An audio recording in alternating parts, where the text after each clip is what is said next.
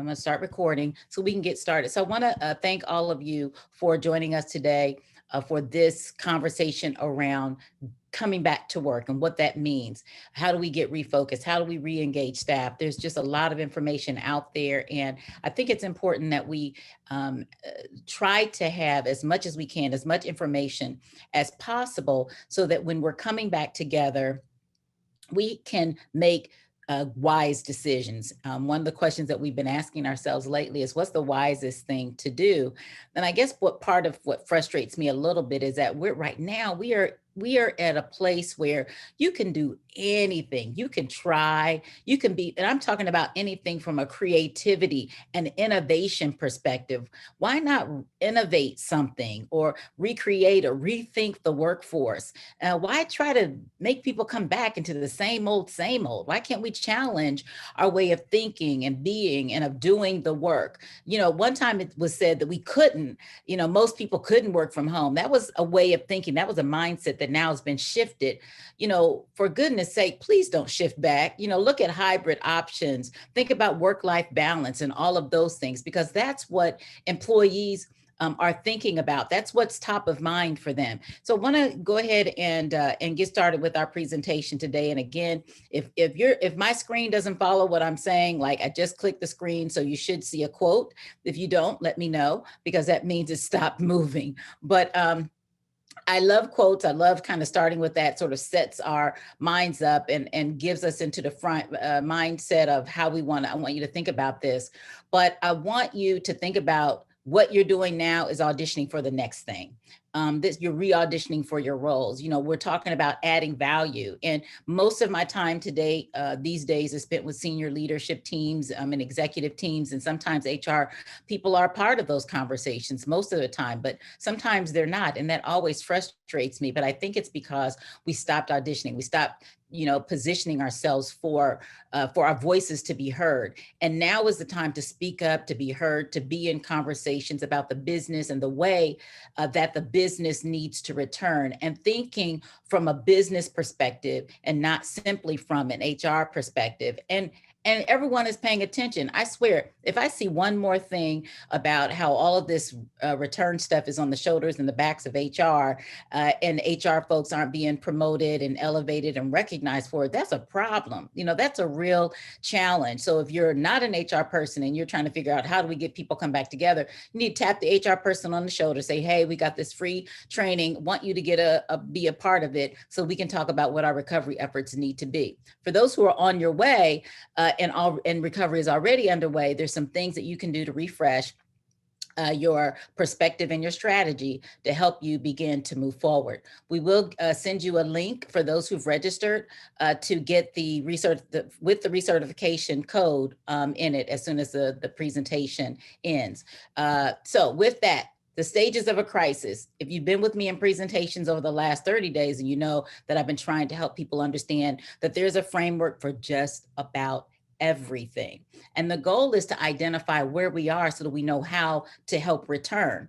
So we're beyond stages 1, 2, and 3, right? I think everyone would agree, but think about it. Where is your organization with regard to the stage of crisis when it comes to the last 3? Are you in management? Are you still managing the crisis? Are you in resolution stage? Or you feel like you are in recovery stage? And there's no right or wrong answer. You just are where you are. The key is, are you all on the same page? Because if you're not in your organization, then you've got a challenge, because you're going to be operating at cross purposes. Now, can I say that some people, Pam, it might be that some people are at management and some are recovery? No. You could be thinking about it, but you all need to be moving in the same direction, in harmony, in sync, so that you understand. It sounds like a boy band, didn't it? But it's so that it sounds, so that you are, so that you know what you're supposed to be working on and how you're supposed to work together. If you're not, then you're just going to be all over the place. So make a decision about where you are. Curious, if you want to type in the chat box, if you can, or Q&A, like, where are you? What number are you in your organization? Are you at 4? Are you 5, at 6? Now, if you say you're still at 1 or 2, then we got a problem. But I love to know where you feel like you are in the response stage of things. And you can type that in the chat box. or you can put it in Q&A. Now is our time to really begin to focus on a couple of things. All right, we got some 4s and some 5s. Thank you very much. Resolution stage. Yeah. Yep. Some 4s out there. Yeah. Most people are going to be in the 4 or 5 range. And that's where, that's where you are, then that's where you are. Now we need to figure out, well, what do we need to do next? What's, what are some of the things we need to focus on next? So I'm an executive coach. Y'all know that. So I got a lot of questions that I want you to ask. I get asked, what do one person or small people departments, HR departments need to be doing? I think you need to be asking a lot of questions. And the people who have the answers then need to help partner with them to help achieve your goals. So focus on that. So here are some things that I want you to begin to focus on. One is reunite and lead decisively. This is about being a strong leader and making decisions. Not, oh, I don't know what we're going to do. And well, what do you think we're going to do? Come out the gate thinking, and I'm going to give you a lot of stuff today. I'll give you the opportunity to get more stuff, more resources, but I didn't want to overwhelm you and overload you with too much. But I'm going to give you a lot that can help you know what direction you need to go and what questions you need to be asking to get the organization there. Refocus your attention on managing the recovery efforts. Like what is it that our employees need? What do our leaders need? What do our customers need when it comes to from information to tools and resources and psychological and emotional safety? All of those things are critically important as we're talking about this recovery process. The next thing has to be re-engaging employees. And I want you to think of it using a reorientation mindset and not an onboarding mindset. Onboarding and orientation are two different things. They are not the same, but they're used interchangeably. Onboarding is when you do the checks and balances. Okay, we're going to get you the paperwork, we're going to do this, we're going to make sure that you get on payroll, and here's the benefits and all of those things. Orientation, however, is getting the employee acclimated to the organization, and that is a much longer process. So if you're in a checklist, everybody's back to work mindset, this is not going to work for you. But if you are in this is longer term, then we're really talking about reorienting employees to the organization, which is going to be it's going to feel, as long as we've been in this process, right? It's going to feel like, oh my gosh, we're starting over in so many ways. You are, but I want you to be in this for the long haul and not think of it as, oh, we're going to check a list and get everybody back to work and we're going to sing Kumbaya, because we know that that's not going to work. Now, if you have questions throughout this process, again, type them in the chat box, comments, and then or use the Q&A, because I'll keep my eye out on both of those. The first thing is to think about the framework of leadership. And I love Simon Sinek's start with why. Some leaders are starting to poo-poo it, but that's because they don't understand. What they don't understand is, one, they want to tease out their own tool, but this makes sense. It makes sense. Why reinvent the wheel? Organizationally, employees need to know the actions that they are supposed to take. Let's start there. They need to know the actions to take to come back to work, to create products and services, to fulfill the organization's mission and vision, right? They need that. Your job is to be either at the how and the why level, or one or the other or both. But usually there's some interchange and some exchange there, because someone has to say, okay, what are we going to do? And how are we going to do it? And why? And this, I want you to back into this, because this is important. Some of us are telling employees, all of y'all got to come back to work. There's not going to be a hybrid. You know what they're saying? Why? So they're skipping the how and all that. They're like, why? Why do I have to now come back when I have all of these other things happening? And I believe it's going to be incumbent upon the organization to now defend why, or justify, put the business case out there as to why someone now has to report into work physically when they've proven that they've been able to do the work virtually. And that proven, I think, is really critical.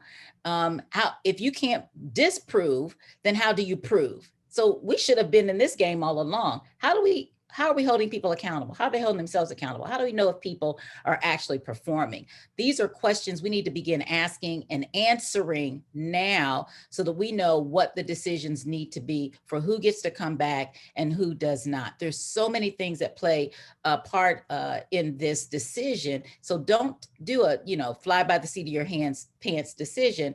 I want you to think about what are the plans and the ideas that go into the actions that need to be enacted upon by the employees, and how do we get them to want to do that? And do they all have to do that all at one time? So think about the framework of leadership. A lot of things that I'm talking about today need to be decided upon before you open up those doors and allow employees to really start coming back in a full-time basis. So here are the questions. A lot of them. Step one, because I got a couple of steps. I got 3 steps that I want to talk you all through, is the after action review. How many of you have done an after action review? Well, the after action review is when we come together and we talk about what happened. We do these after conferences and events. We do them after meetings or big, sometimes we'll have a major collaborative effort, and we'll do an after action review to say, what happened? How did it go? Were we successful or not? So all of these questions are just a few of the questions I'm going to give you that go into the after action review and the after action process. You want to ask these questions, have these answers ready as you are working out your strategy. What did you do well? I'm going to skip down here to the red part because this is important. Which employees seem to be most ready to return? Which have suffered the most? How do you know? How inclusive have we been or become? How do we know? Why is that important? Well, because employees are watching TV today. Employees have been watching television and in their nucleus and in their tribe and in their groups and in their familiar surroundings, a place where it might feel safe to them. Some might not feel safe. And that lack of sense of safety might be heightened when they come into your environment. So how do we as organization create psychological and physical emotional safety for employees, especially when we have some leaders that might be struggling with that, right? Who might be struggling over, who when we left, they were vocal about maybe their religious, political, social affiliations. What do we do now? And how do we create an environment where, yes, your voice is heard and it is respected, but you don't have freedom of speech at work, and you don't have freedom of speech and freedom from consequence. That's something to talk about, right? Let's have that conversation another day. But can you really have freedom of speech and have freedom from consequence? That's the question that you're going to have to tackle in your organizations before people come back. What does freedom of speech actually mean? And can I keep employees from having freedom of speech? That's deep stuff. That's really deep water. And I'm going to suggest that you focus on employees focusing on why they are there. If what they want to express creates some sort of conflict in the organization, is distracting from the mission and the vision of the organization, is disruptive, it halts productivity, engagement, people don't want to work with you, that's performance related, and I can deal with that directly. But if it's not disruptive, it's not harmful, and we don't see it as a problem down the line, because we got to have that, that vision, then we have to rethink what the decision needs to be and how we're going to address it. But that's a tough decision. And there is no one size fits all. How are we going to deal with the tough stuff? Don't just, deal with the easy things. What are the tough challenges your employees are going to bring to the organization? And how do we help our leaders prepare for and think through that? So that's all a part of the after action review, meaning before we bring people back, let's sit down and talk, y'all. Rate ourselves. How have we done? What are the missteps that we've had and how did we correct those? Did we do so fast enough? And what else? What are the expectations? Not that we'll live up to all of them. And how do we level set those expectations? Let's sit down and have a real heart-to-heart conversations, leader to leader, around what we did well and what needed to improve and what we're going to do moving forward. That, my friends, is part of that after action review process. But I'm not done. If you want, you can then go into assessment phase. You can make this a part of the after action review, but this is sort of that next level assessment. So we do the after action review where we judge how well or how poorly we showed up during the pandemic, and we are, make some decisions about that. Now let's move into, well, what else do we need to take into consideration? Well, some of the questions employees are going to have is, where are you getting your information? Because I'm watching TV just like you, and I'm going to the internet just like you. So when you tell employees, this is a decision that we're making and why you're making it, you might want to inform them where you got your source. And it's okay to say it's a combination between the CDC, local and state government. There's a number of different things, but they are trying to make decisions. Most employees are at play right now, whether they come back to you or they go somewhere else.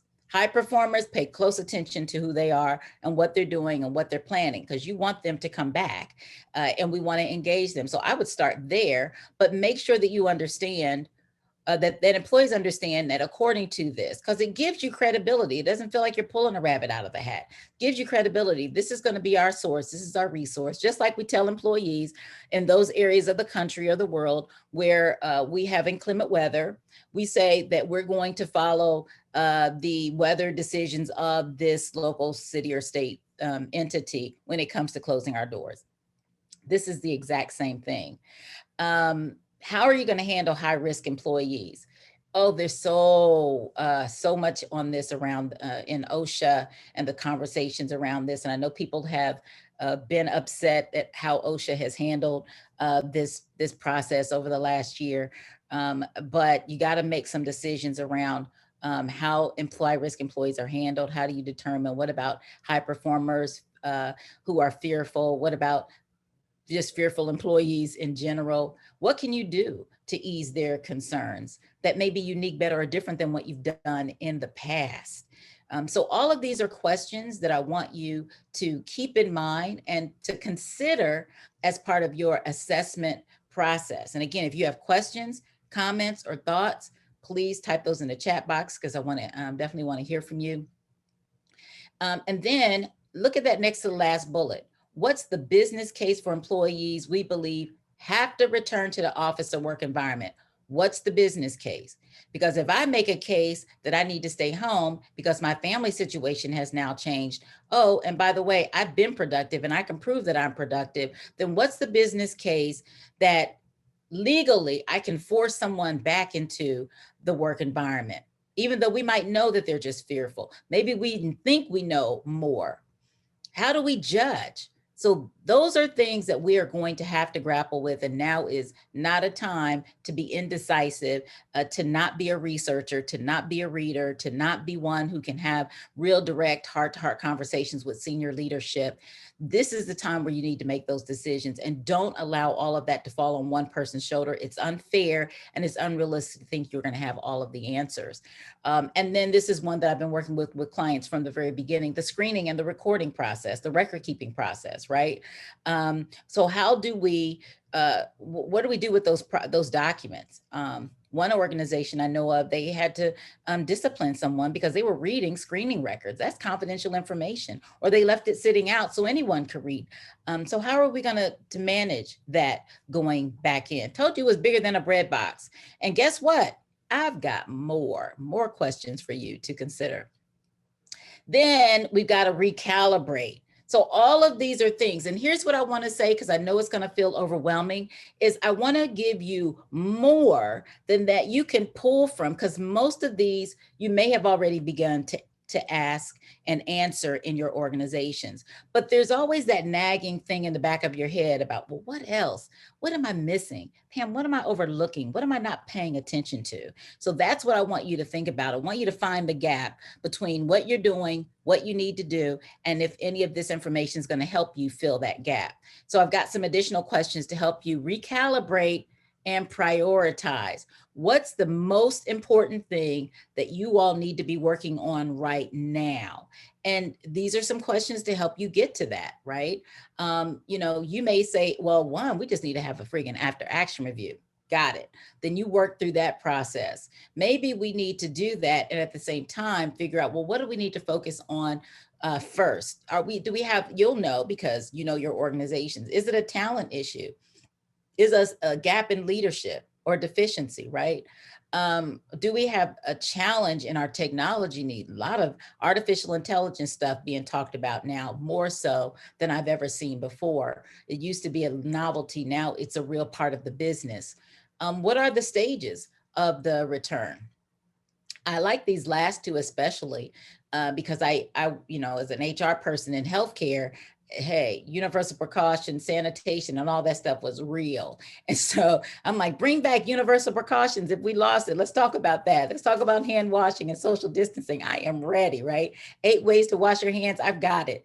But what's going to be our sanitation and physical distancing requirements? How will we maintain that? And what will we do when we get complaints about it?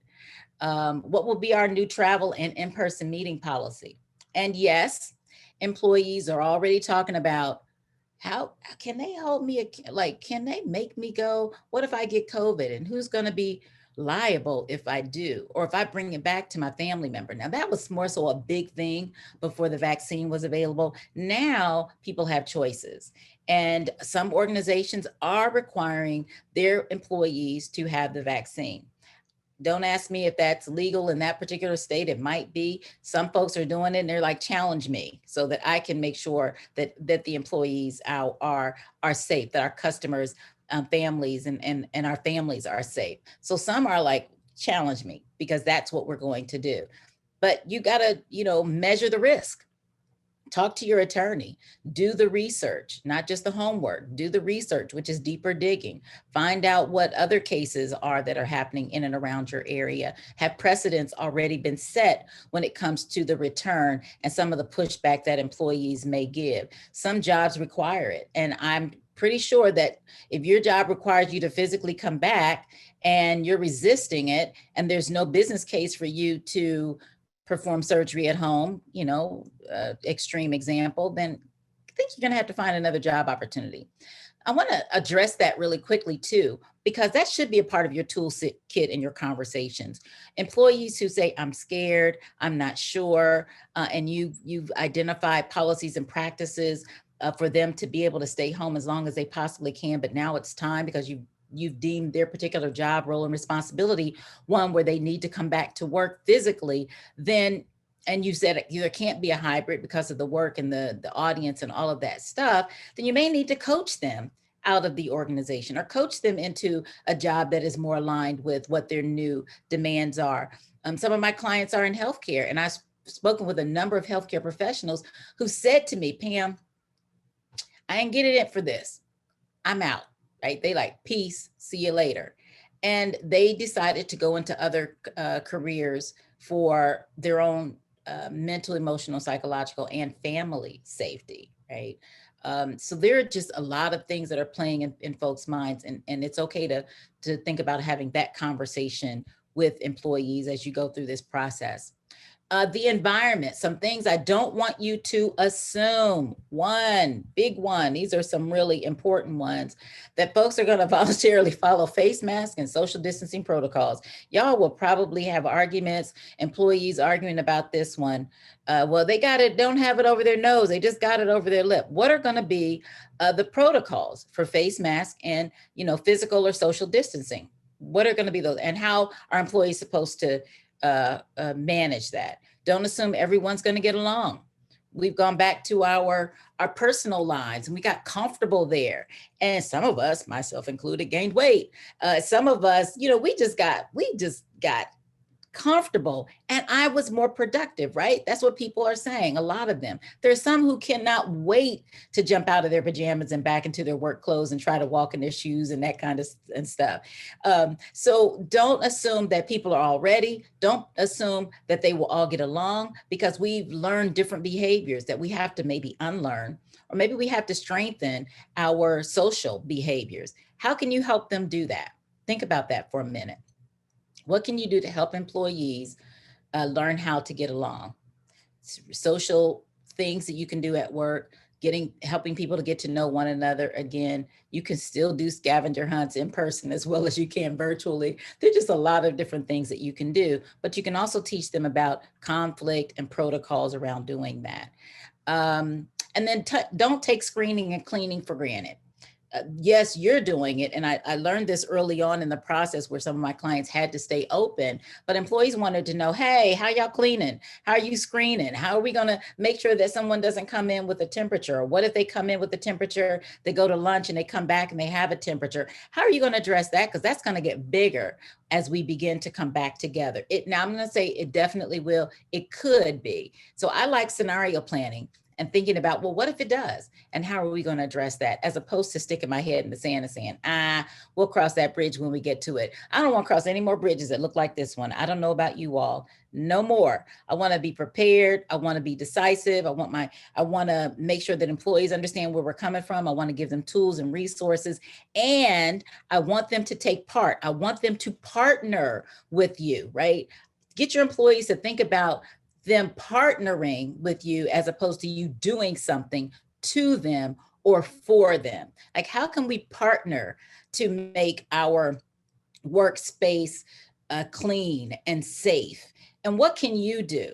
I don't know about you, but I'm not going to enjoy going back into any client's office or anyone's office smelling, fish from the day before in the microwave. That should be I think it should be completely outlawed, by the way.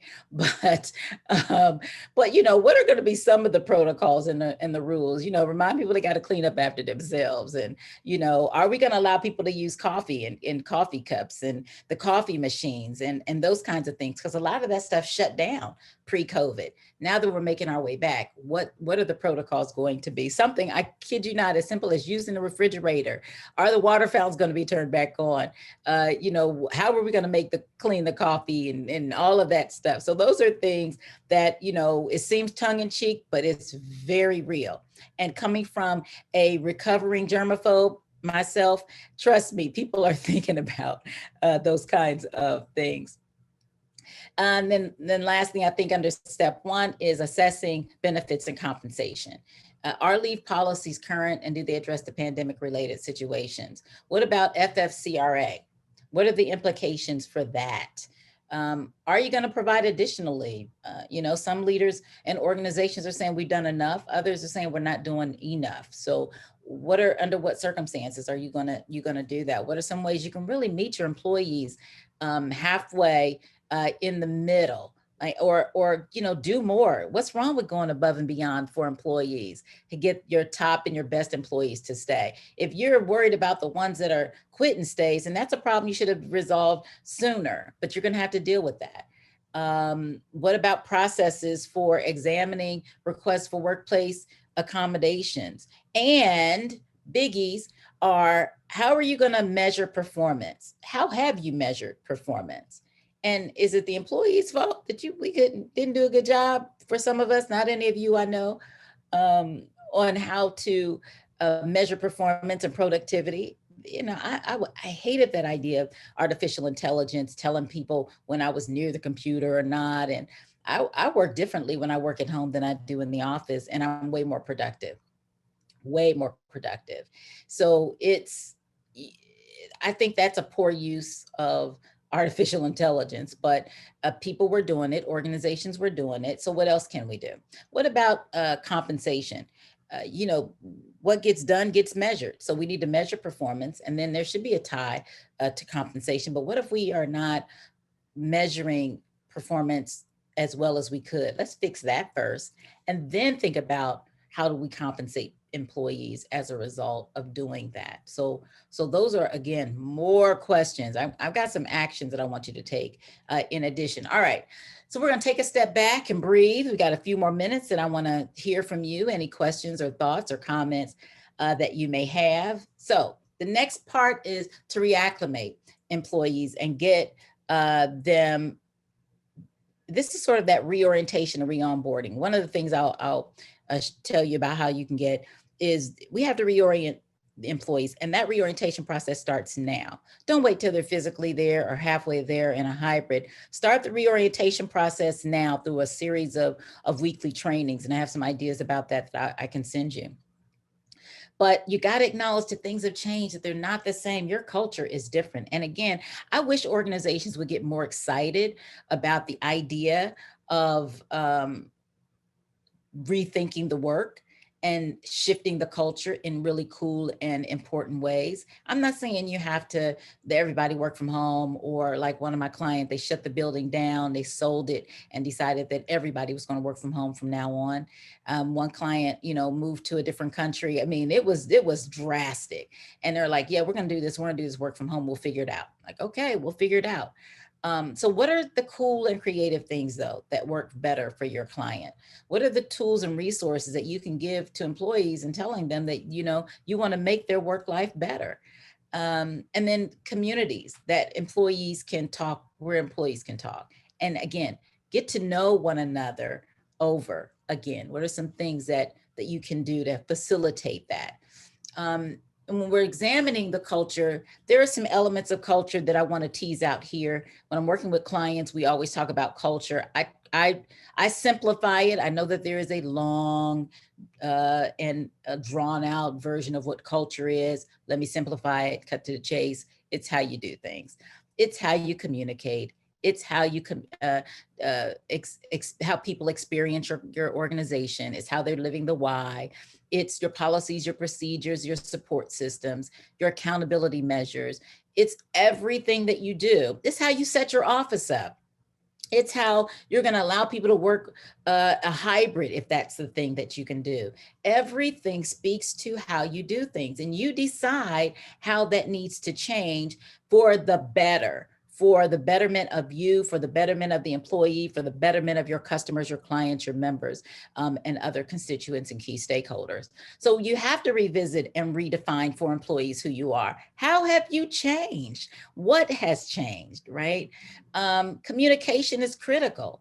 What are the desired behaviors that are expected? And don't think that people get this. Y'all know feels like, especially here in the United States, can we stop fighting for just a second? Everybody put their weapons down so we can talk and learn how to get to know one another.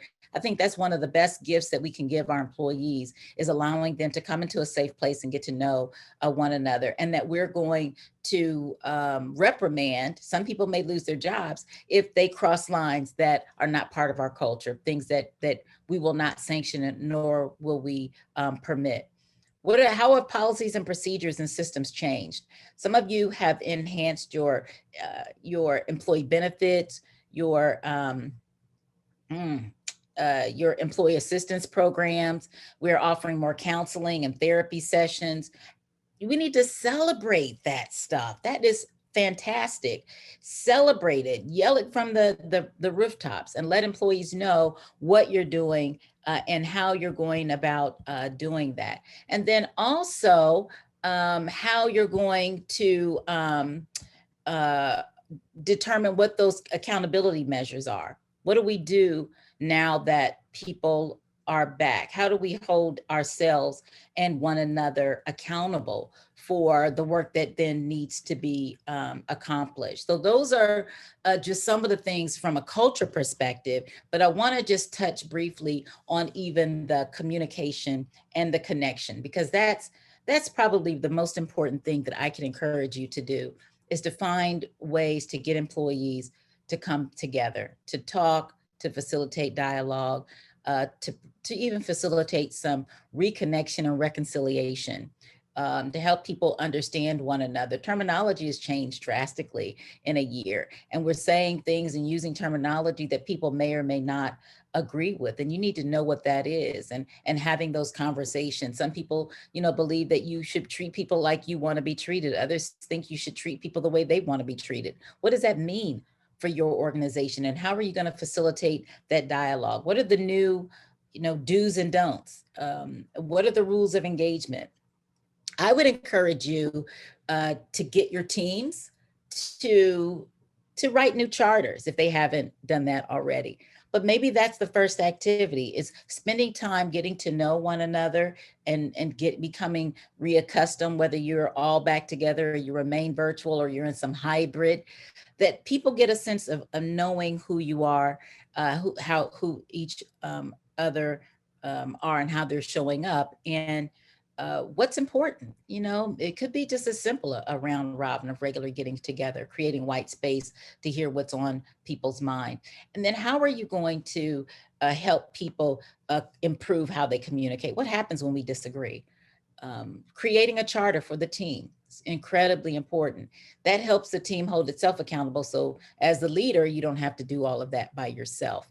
When you have team charters in place, people abide by them, the team is held accountable for doing so. A lot of work can get done when you have systems and tools and processes in place to facilitate the work and make it much easier for people to be able to do that. Don't forget Tuckman, stages of group development. How many of y'all we're going back to our undergraduate days or graduate, or some of us are still talking about this in PhD classes, but forming, storming, norming, and performing. Y'all know we are getting ready to go back through these 4 stages. We are going to reform and we are going to go through the process of storming. The goal is not to stay there, but to actually move people through this process. And every single time a team dynamic changes, you're going to go through this process. And the more we give employees tools and we facilitate that change, the better it's going to be. One of the biggest keys to change management, I know it's not a slide here, but I got to talk about it, is listening to employees. You will cycle back through this thing until your head spins off if you don't help employees understand and give them space to add value, to add their thought leadership, to talk about, to push back, because they're at the front lines. And you're telling me I got to come back and go right back to the front lines for some of them. They're going to have something to say about that. Get ready. Put on your listening ears. I mean, really listen intently to what they're saying and to what they're not saying. Ask questions for clarification so that you really understand what's happening for them, with them, and on and in their lives, because these are the things that are they're gonna experience and express at work. And that storming stage is the conflict stage. And we have leaders that go, la, la, la, la, la, la, la, I don't want to hear it. I don't want to hear it. I can't handle it. We should have no conflict. You don't have conflict. You don't have a team. You have conflict in your families, don't you? You have conflict with your friends, and most of us get over them. There isn't a team, there isn't a group that comes together and they always love and like each other, right? If Beyonce and Jay-Z can get in an argument on national television, then guess what? So can we. So it's going to happen. We just have to have a mindset of working through it and not die in the fight. Let's not die in the fight. Give people tools for working through it so that we can get to the norming and performing stage. If not, you're going to stay in storming and y'all not going to get nothing done. So think through the tools and the resources, the simple models. There's one that I use all the time when I'm working with clients, and I'll certainly share this with you. But it's a simple method. We call it the Appsia Method, and it's articulate what the presenting problem is. Pause and listen for feedback. Tell the employee that you believe that they have it in them. Right? Show support. Encourage them and talk about what the potential obstacles are going to be, right? And then, ask for accountability, work through it with them so that they know how to teach themselves. That's ultimately really what coaching is. A little bit more, I won't kind of read through this slide, but don't forget about leaders. Don't forget that this is not just your line staff, your frontline staff, your middle line staff, and all of that stuff. Leaders need training. Oh man, they really need it, probably more than anyone at this point, because they've got a lot of balls that they're going to be trying to juggle. They have to rethink the work as well. And they too may be struggling with how to come back, when to come back, where to come back, who can come back. And then they're going to be saddled with giving those messages. I hope that not all of that's going to go to HR or to the CEO, but leaders need to be responsible for sending tough messages. So what do they need? What's the training? What's the development that they need? Are leaders seeing themselves as team number one leadership teams or team number two, meaning they're going to operate in a silo and it's going to be about them and their team. They really should be seeing their peers as team number one and working with one another to create strategies for a safe and sustainable return for employees. So, there's a lot of stuff happening here, but you got to get reacclimated. This takes time, but don't forget about what leaders need and their development. We're going to pause and breathe one more time before I get you to the last part of the presentation. And again, if you have questions or comments, you can wait till the end, or you can put them in the chat box now. Ready? Last step, measuring success. Ooh, now this one is I'm not going to read through all of these. I've got a couple of slides on this one. I'll pick out a couple of them, but if you want to know how people are doing, anybody in HR knows, you just point to where the conflict is and point to who's coming to work and fully engaged and who is not. And that can be a great place to start. What are people trying to do? What's going on with our workforce? Look at the numbers, talk to leaders, get some background stuff, fill in the blanks, figure out what's going on within the teams. Don't try to do this from a 30,000 foot level. This means you got to get down into the face and into the space of your employees and have real conversation about what's happening with them and how you can help facilitate a safe and sustainable and healthy return for them. Look at what the customers are saying. Business is starting to come back for everyone. So what are you seeing? Are customers more demanding or less? Are employees providing real customer service or not? What does customer service mean now? What does going above and beyond mean for our customers? And having employees, inviting them in to the conversation to talk about that. Some additional things on success measures. Now as a leader, I wasn't always the big fan of the 360, but I totally get it. There were times when we had to do it, but you got to assess leaders, because if you're not measuring it, it won't happen. You tell leaders they got to say different things and do things differently. It's going to be a little bit of pushback. So how are you going to measure that? 360 isn't the only way, but it's one way to see if the needle has been moved over time, and maybe every 18 months as opposed to every 12 months for those 360s.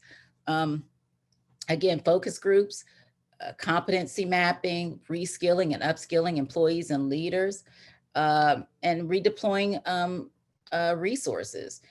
When leaders operate as team number one of the signs is when we get in a room, we talk about what's needed in the organization. If I have extra resources, people resources, talent, I need to be able to deploy that. But that can't just be me. That means we're coming together to do that, because I'm going to be paying attention to see if I'm the only one that's giving up resources, or are you other jokers doing the same thing? So who's giving resources? Who's helping to redeploy and identifying where those resources must go? That's what it means to operate as team number one.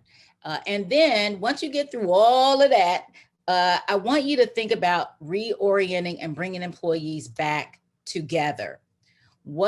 And I call this reorientation, and I can, we're pulling together actually a framework to help people kind of go through this, and it'll have all of this stuff, but you all will have, this is free. You can access this, but how are you going to keep this going? How do you keep this up? I anticipate, even though in the fall we might all feel like we're coming back, this is a long-term dig. This is not something we're going to come back from easily, because now we're having these variants and who knows what else could emerge. So we have to be ready. Go back to doing scenario planning, yes, but how do we keep employees informed and up to date? Have a reorientation where you bring employees together every 12 to 18 months. You talk about key learning lessons. You talk about things that are on the radar. You get their ideas. You talk about, it's a great way to have a micro focus groups with employees. You can do this in half day, full day, or 2-day increments with groups of employees. I started doing this back in the 1980s. Having reorientation. And I tell you, it was one of the best things that we could do. Yeah, we would have training on first aid and CPR, because it was a healthcare organization.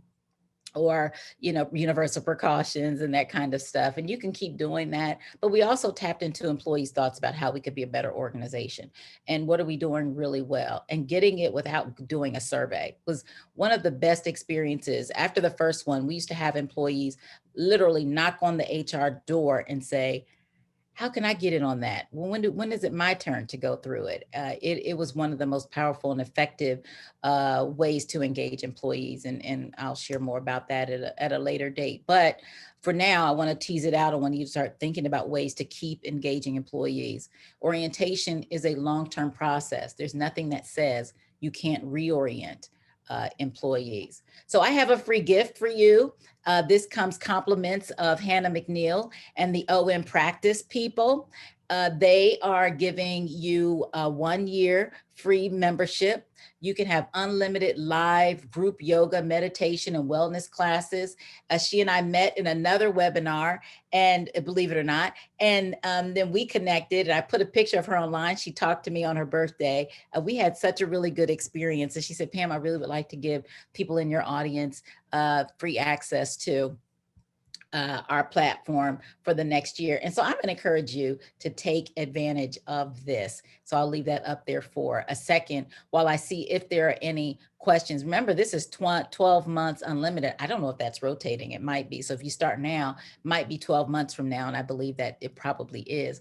But I want to encourage you to continue to do the work. Ask really powerful questions. I tried to give as many of them as possible because this is not just an HR play.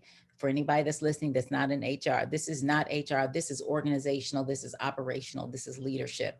Listening with your ears to the ground is not just an HR thing. This is everyone's responsibility. And I'm hoping that you've been able to find something in this presentation that you can take back and begin to put together your framework and your strategy for coming back to the organization. So I'm going to pause and see what questions do you have before we hop off to do other things. But any questions, comments, or thoughts, please type those in the chat. I don't think you can unmute yourselves, but you can certainly type in the chat box, or you can type your questions in the Q&A.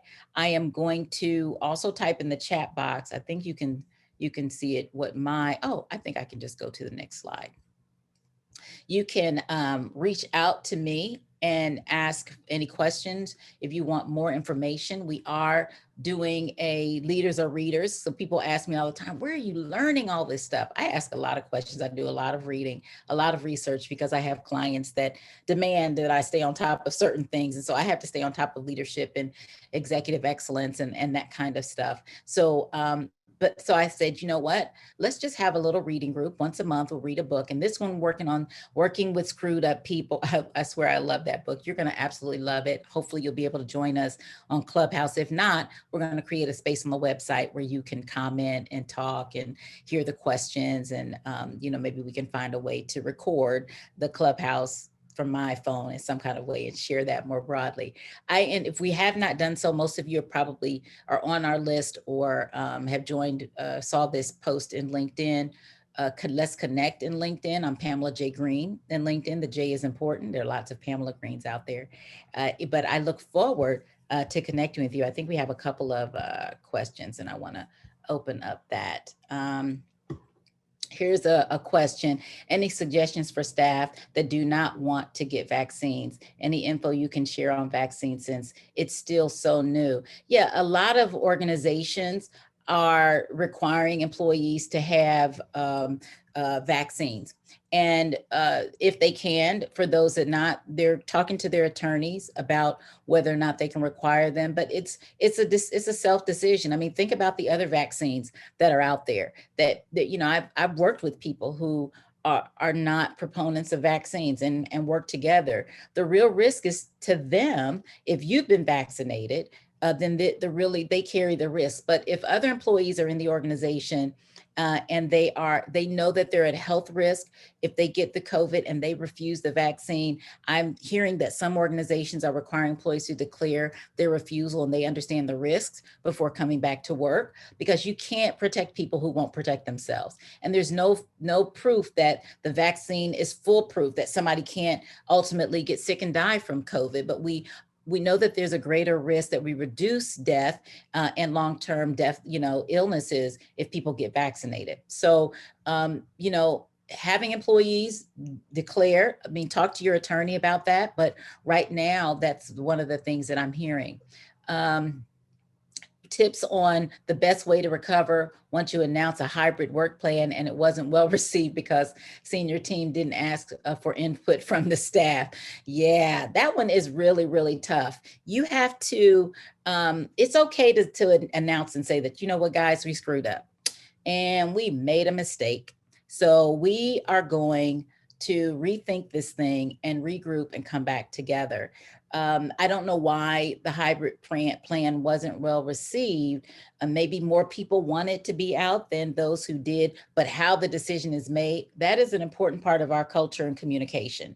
And you got to talk about it and admit when you've made mistakes and be willing to go back to the table to see if there's a way for us to improve it and not just sit on it and be stubborn about improving upon the mistake that you've made. So I would encourage you to go back to the table, tell people we need to admit that we screwed this one up and that we're going to go back to the table, and we may come up with the same answer, we may not, but we're going to ask more people, we're going to talk about it, and then we're going to make a better decision. So I think it's okay to be able to do that, but definitely rethink, regroup, and then recommunicate what your answer, you feel like your answer is or what your answer should be.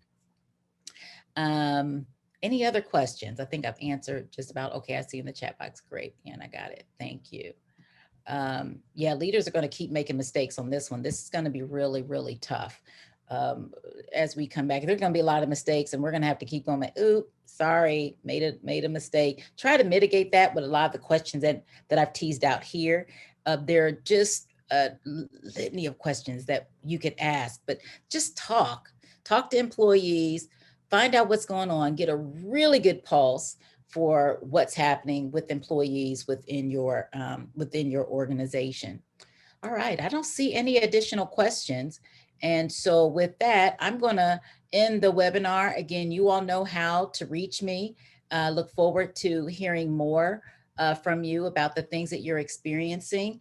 I am not, Shannon, seeing any litigation from employees who require to prove vaccination with HIPAA being an issue. I've not seen that. I know there's been a lot of talk about it, but I have not. I do anticipate litigation, but I've got a feeling that litigation is going to come out the wazoo. I've a couple of attorney friends, and they're like bracing for what and helping employers prepare for what could possibly happen. Think about all the cases, all the possible scenarios, and really try to work through that. And most of you that are watching this or who will watch it later know what those potential scenarios are. I send notes out to my clients all the time, say, are y'all thinking about this? Are y'all thinking about this? Because this could be a thing, because I heard about this. And so you really want to be that voice to listen to what those potential challenges are, and staying in touch with your legal counsel on how to respond properly. So very good. All right, everyone. Thank you so much for joining. I really appreciate your trust in me, and you're taking the time out of your day. And what a day to do this. But hopefully, as a country, if you're in the United States or across the world, we'll try to heal emotionally, physically, spiritually, and in our health. All right. So health and wellness to you all. And I look forward to seeing you all at another time in the future.